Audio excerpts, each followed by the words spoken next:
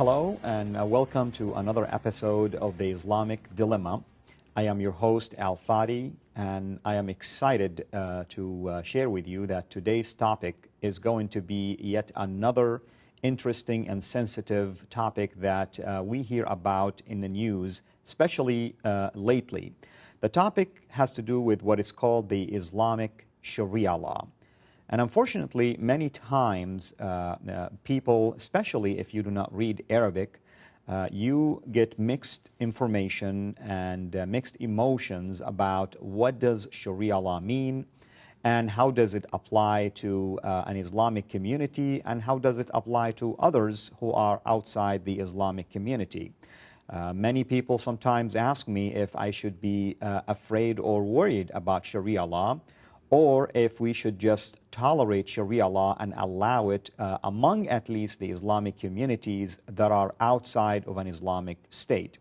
With these questions and many others, myself and our special guest, Bill Warner, who's joining me today, we are going to discuss all matters related to at least the basic principles of Sharia law. We realize this is going to be a very detailed topic. However, our intention is to build the foundation for it. And if time doesn't permit us today to finish all of our thoughts, we will do a follow-up show. However, all of what I'm doing here is to try to build the foundation for future shows that would deal specifically with single elements from what we call the Islamic Sharia law. Bill, welcome again. Delighted to be here. This subject we're going to discuss, Sharia, is of enormous importance to all of our viewers. And before we start with that, I would like at least to introduce the topic Sharia law to our viewers. What is Sharia law? Sharia law is many things, including the answer to the question, when I first started reading about Islam, people, and I would tell them some things that I was reading, people would say, oh, they don't really believe that. One of the beauties of Sharia law is you can see a practical application of what is in the Quran and what is in the Hadith or the traditions of Muhammad. This is practicality. This is real-world Islam. So basically, to summarize what you just said, is basically Sharia law is a code of conduct. Yes. And this code of conduct, if I heard you correctly, is based on some religious resources. In this case, in the case of Islam, it is based on the Quran, yes, which we have mentioned previously. It is the revelation of the God of Islam, and it's considered by Muslims to be the word of God verbatim. I mean, it's not like Muhammad wrote down something that he heard in his own ways and in his own word. Actually, it's believed that that's what God himself spoke, and Muhammad just reported it. And again, we're quoting Islamic belief here. Exactly. And then you mentioned a second source, and that's the Hadith, or I want to even use a broader terminology, the Sunnah, which is encompasses basically the biography of Muhammad, his lifestyle, and his sayings, the Hadith. In fact, if you don't mind, I'm going to show at least a couple of slides that you have developed, right, and will help at least people see what we're talking about. The first slide that we're showing right now, Bill, came from a book called the Reliance of the Travelers. Exactly. And, can you tell us a little bit more about this book? Well, first I thought, since most people have not ever opened a Sharia text, that we ought to just show them at least what happens when you open it inside. This is the Reliance of the Traveler, and this is a Sharia text that can be bought on Amazon, and if you open it up, you'll look inside and see this. What's important about these two slides is we see on here the emphasis of what the authority of Sharia is. It's based on the Quran, what Allah says, and then it's based on Muhammad. So that is the foundation of Islam. In fact, the next slide that I'm going to show has a triangular shape to it that will help our viewers even see what you're talking about. And if you can help our viewers understand what you meant by this triangle. I used a triangle because, in a sense, Sharia is like look at this triangle as being an iceberg. And the Sharia is what you see above the surface. This is the practical application of Islam. But it's supported by, underneath, a deep doctrine found in the Quran and found in the Hadith or the Sunnah of Muhammad. So, in other words, let's say you're talking about an iceberg and you're going to see the tip of that Yes. iceberg. If people are living within an Islamic community, they're seeing the tip, they're living under, a law that Right. is drawing its sources from what is beneath. Deep and down that's below. basically the Quran and the Hadith. So, if you're living, and as a former Muslim, I can tell you Saudi Arabia is one of the countries that implemented Sharia law. For instance, in Saudi Arabia, people who do not believe in Islam are not allowed to share their faith with Muslims. Now, that's what we see. But where is the belief stemming from? That's coming from the core value that is down below, and that's the Quran and the Hadith. Now, I want to add to what my guest Bill mentioned. Not only Sharia law is built upon these two main foundations, that's the Quran and the Hadith. And by the way, I always emphasize the Quran is number one source, because the Quran is what leads you to follow the Prophet. So you can say the Quran is the number one source, and then everything else is drawn from that. The Quran, the life of the Prophet. But what if you do not find a specific topic in both of these sources? That's where we go to what is called secondary sources, Right. Bill. And secondary sources, as you might be aware of that, one of which is called the ijma in Arabic, which is the consensus. That's when you have a group of Islamic scholars, basically judges or those who are familiar with the Islamic jurisprudence and the Islamic law, and they would agree on a particular, what we call fatwa, or a decree or an opinion related to a specific topic. I'm going to use an example. I always like to give people illustrations here. Islam, the Quran and the Hadith specifically talks about the law against people getting drunk, drinking alcohol. Yet you will never find anything both in the Quran or in the Hadith and the life of the Prophet that has to do with drugs or drug dealings, cocaine and other things like this. So, does that mean it's not prohibited under the Islamic Sharia law? Absolutely not. It's still Right. prohibited. But so what is the judgment then against someone who is caught dealing with drugs? Now, we know, and we're going to show some examples later, that if someone is caught drunk, there is public lashing and Yes. maybe even imprisonment. But what about someone who is caught, let's say, dealing with drugs, selling drugs to youngsters, minors, maybe even to just people in general? Well, most Muslim scholars have agreed, and that's what the consensus is all Right. about, that the results of drug dealing is almost equivalent to someone who's causing mischief in the land, is causing chaos in the land, who's destroying the culture, destroying the community. The Quran says if someone is causing mischief in the land, there is a number of punishments, one of which could be crucified, basically, and Yes. has their arms and legs cut in a cross way, or they could be beheaded or killed, basically. So the decision was drug dealers also must be killed as a result of this. So that's an example of what we call consensus. Another thing, another secondary source, is called the analogy. And it's almost similar to what we just mentioned here, because they use a known law, a law of retaliation, for instance, and they will try to draw something analogous to it and say, okay, because this law says this, then the punishment for the other crime that is not mentioned in the Quran or Hadith in an analogous way, parallel to it, will be this. The consensus and the analogy allows the Sharia to deal with modern events because it was 1,400 years ago. And so computers, for instance, Sharia can reach conclusions about computers, and I don't know what they are, but they would use analogy and consensus for what a new problem is.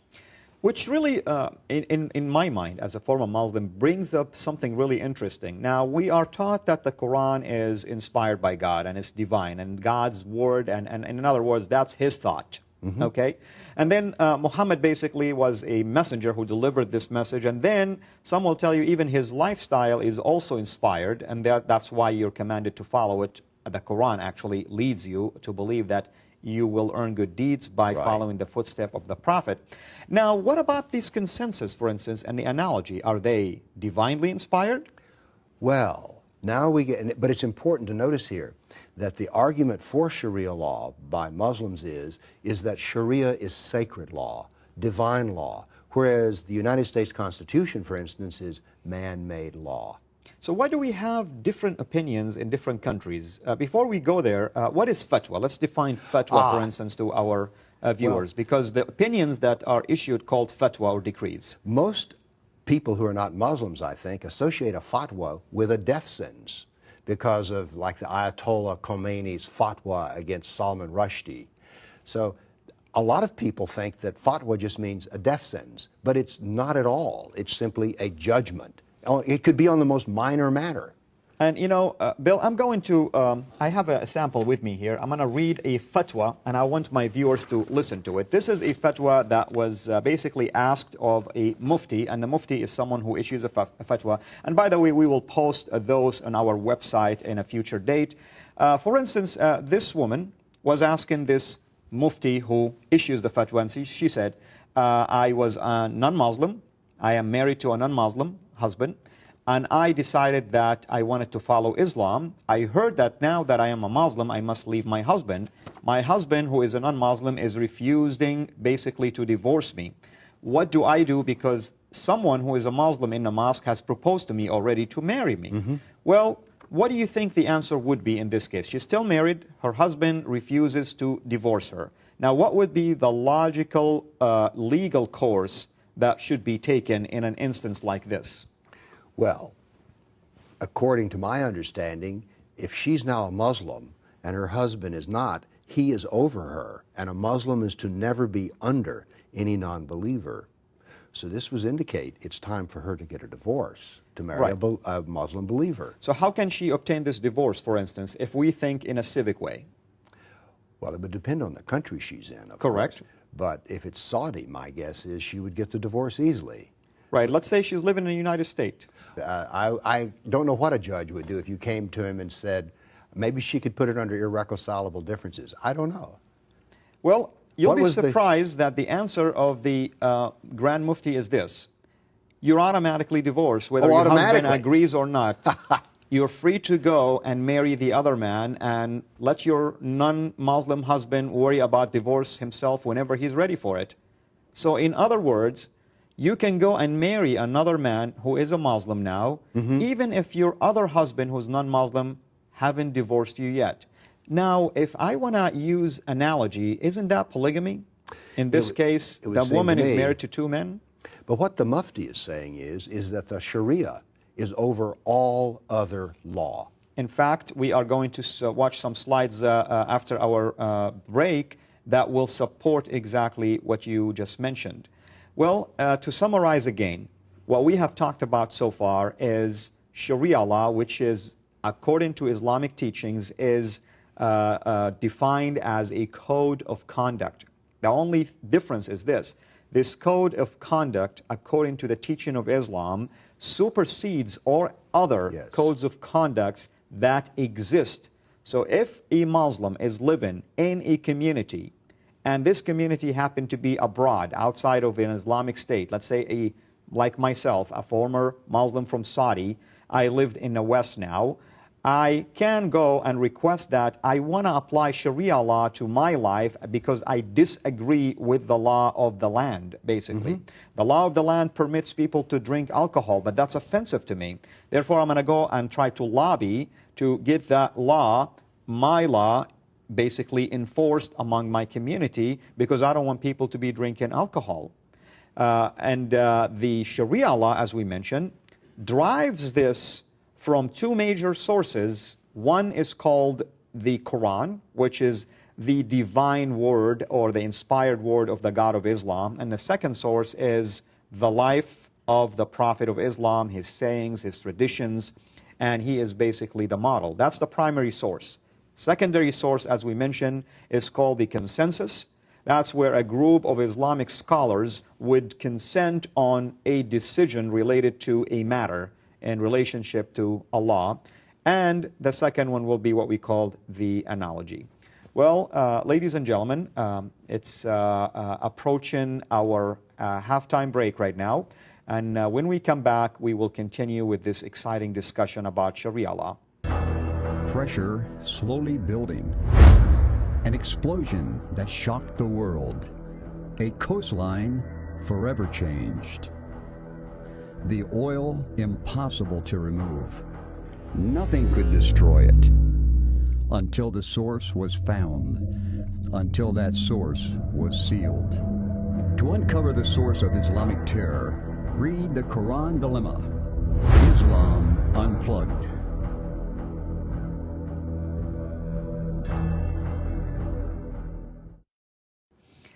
Ladies and gentlemen, welcome back. We are continuing our discussion, myself and my guest, Bill Warner, about the Islamic Sharia law and its implication basically on others who do not ascribe to it. In the first half of our show, we gave some basic definitions and also some basic understandings of the main sources for Sharia law. Bill, continuing along the line of Sharia law, I would like to mention to our viewers also that according to Sharia law, the human behavior is basically divided into a number of categories. And I have in my hand here some of those definitions. One of those classifications says that there is actions that are considered to be a fard in Arabic, or in English, obligatory, meaning that you have to do them. I'm going to give an example for that. A Muslim person must confess the Shahada, which is the admission or the creed that there is only one God and that his prophet, his final prophet, is Muhammad. Without this, a person cannot be called Muslim. Right. Now, once they are declared to be a Muslim person, follower of the religion of Islam, they must pray, at minimum, must pray 5 times a day. 5 times. Violation of that can cause them trouble. Some believe earthly trouble, superstition, things can happen to them, but definitely a heavenly judgment against them. Then there is also what is called the fasting. A Muslim person must fast at least 1 month during the year. That's called the month of Ramadan. Whether it falls in the heat of the summer or in the freezing time, a Muslim person still must fast. And then you have what is called the zakah, or if I'm going to use an English terminology, close to it is tithing. And that's meaning that you have to do charity work. What's interesting about that, by the way, is under Islamic law, you cannot do charity work for people outside of the Islamic community. Correct. Even if you do it, you know in your mind that God is not going to credit you for it. No credit. I mean, sometimes for political correctness, it's done. But under Islamic law, a Muslim must only give to orphans and others who are in need that are Muslim also. And then we have also the performance of what is called the pilgrimage, which is required in the lifetime of a Muslim once in their lifetime. And only that pillar, to my knowledge and my understanding and my belief as a former Muslim and my research, that's the only pillar that the God of Islam apparently may forgive you if you did not have basically enough money to travel, or your health didn't allow you to travel, or you have other reasons that prevented you. Let's say you live in a country that the government is anti-Islamic and they do not want you to go and perform the pilgrimage. That's the only way. Now, is Sharia law also classified in a way that can have subcategories to it? Well, of course, but we need to point out that what you just said is how to do all of the rituals of the 5 pillars, exactly how they're to be carried out, is contained in an Islamic text. And I think that for most people who think about Western law, when you open up a classical Sharia text, the first thing you run into is how to pray, for instance. It would be odd to think that our Constitution started off with how to pray and do all these 5 pillars of Islam that are found there. So I think that, at least when I opened up the text, it was like, whoa, this is just a book on religion. Right. But you keep turning, and then you come to new subjects, like so business law. Can you summarize some of these categories for us, for instance? Well, we have, after you get through with religion, you get to business law, how contracts are done, what is permissible, interest rates, and these kinds of things. And then you also get to a morals and manners section. And then there's a very interesting section to me as a scientist. It's called belief. And what is, from my standpoint, the most amazing thing in there is that basically under belief we have apostasy, which is, I believe, the greatest sin in the Sharia text. But what you look at apostasy really is critical thought is forbidden. So that's another category. In other words, you cannot really compare Islam to another religion and say, well, you know what, I don't like Islam anymore. I feel like I want to follow this religion. Now, in my case, I am an apostate, by the way, simply because I decided that Christ is the way, that He is the only way for my salvation. After I've done enough analyses and comparisons between Islam and other ways, and I discovered that Christ is the one that I want to follow. Under Sharia law, the punishment for me basically is death. You are a criminal on the basis of Sharia law. You are actually a criminal when you even ask the first doubting question. True. And that is because it gives all these questions. You're not to ask this, and you're not to ask difficult questions. And so that part is, as a scientist, I look at that and go, you've just outlawed critical thought. I find that difficult. Right. Is there any other categories? Well, then there's a category which is a eye popper. I mean, it's some of the punishments. Okay. Cutting off hands, cutting off heads, and then there's stoning. Sharia even has, for the process of stoning, which everybody's heard about, there are rules on how big the rocks are to be. I mean, this is a technical manual. They can't be too small, they can't be too big. That's amazing to open up a Sharia text and find out it's dictating the size of the rocks you're going to throw, and there's going to be a public spectacle. And Bill, I want to add to what you just mentioned. People might think that stoning today in the 21st century is something of an unheard of action, or maybe bohemic or uncivilized. Let me assure you that stoning still takes place till this day in countries like Saudi Arabia, countries like Afghanistan, like Pakistan. And in fact, you can even go to websites like YouTube and maybe even watch some of it being done. So these kind of actions are not like actions of the past, because sometimes, Muslims will argue with you and say, no, things like this, yes, were implemented by Islam, but they don't apply to our society today. That's a wrong understanding of Islam, first off. In a strange sense, there is no time in Islam. Everything in Sharia is not just good for times past and present, but all the way into the future. It is permanent. There is an eternal nature here. There's not adaptation, because everything has to keep going back to the same hadith, the same Quran. It's permanent. I would like to show our audience maybe few slides that has commands that came directly from the Quran or maybe the Hadith, and related to specific topics. And we're going to show them a sample of where Sharia law draw basically its teachings. The first slide here has to do with adultery. Now, we're not, by the way, promoting adultery. We're not condoning adultery. We understand that it's a wrong behavior, and we do believe that anyone who would commit something like this can do something devastating to his marriage or her marriage, and that's basically a ground for breaking up families. But we're talking about the punishment for that. Now, I recall a story, for instance, in the Gospel of John, chapter 8, an adulterous woman was brought to Christ. Yes. And he was being tested, basically. Is she supposedly going to be stoned or not? But Jesus basically forgave her sins, but told her not to go back to doing it again. The point I'm trying to say here is sometimes people need to be given a chance. Sometimes there is treatment. Sometimes there is at least a way to try to resolve issues.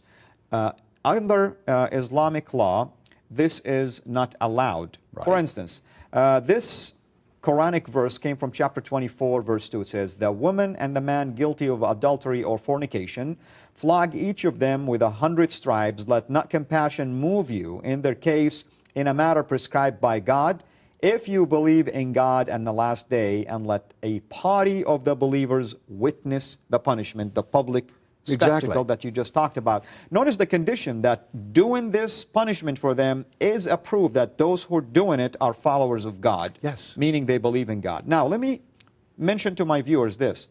This is in the case if a single woman and a single man were caught.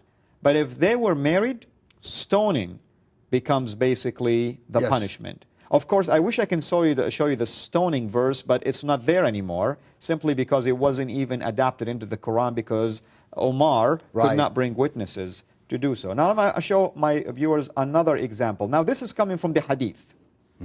This is Muhammad himself is saying this. And it could be found in a number of sources. I wrote them down. One is called Al-Bukhari, and we said Al-Bukhari is maybe the #1 authoritative collector of Muhammad's sayings. Another one called Abu Dawood, another one called Tirmidhi and Nisa'i. These are like big names when it comes to the collection of hadith. Authoritative. And Muslim also is another guy. This is what Muhammad says. In fact, this hadith deals with a number of sins, but he summarized them into 3. Right now I'm going to show just the first one, which is fornication. It says this: it is not lawful to shed the blood of a Muslim except for one of 3 sins. What was the first one? A married person committed fornication. So that's basically in support of what I just mentioned. If a married man or a woman commits fornication, and there were enough witnesses, which is at least 4, to testify that this indeed happened or took place, it's a death sentence. Then it is a death sentence, basically. Bill, how can we deal with teachings like this in a society outside of an Islamic state? In other words, Muslims would like to implement Sharia law in every country they go to. Let's say they are living in a country like the United States, and they wanted to implement Sharia law, and they wanted to kill one of their own. How can we, deal with that? We first, and this is the reason this program is so important, we must, those outside of Islam, must understand the true nature of Sharia law.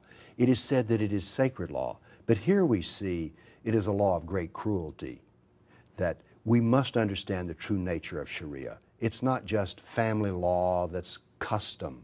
There's brutality here. Now, Bill, I want to emphasize one point. People might look at this and say, well, that's talking about Muslim man and Muslim woman. If a non-Muslim man or a non-Muslim woman under Sharia law caught doing the same crime, the punishment still applies. Well, this is the thing about Sharia. Sharia is supposed to rule everyone, Muslim and non-Muslim. Well, Bill, as I expected, we are not going to be able to cover everything we had hoped for today, simply because the topic is just a huge topic. We cannot do it justice by just summarizing it in one episode. So my hope that you can join me again in a follow-up show where we can continue along the lines of discussing some of the tenets and elements of Sharia law. Ladies and gentlemen, as you have heard, Sharia law so far does not sound like a law that you would want to implement in your society or in your country. However, we were unable to cover everything for you. In a follow-up show, we are going to continue our discussion. Until then, I invite you again to go to our website that is shown on the screen right now and send us your emails, your comments, and your suggestions. Till our next show, have a mega blessed day.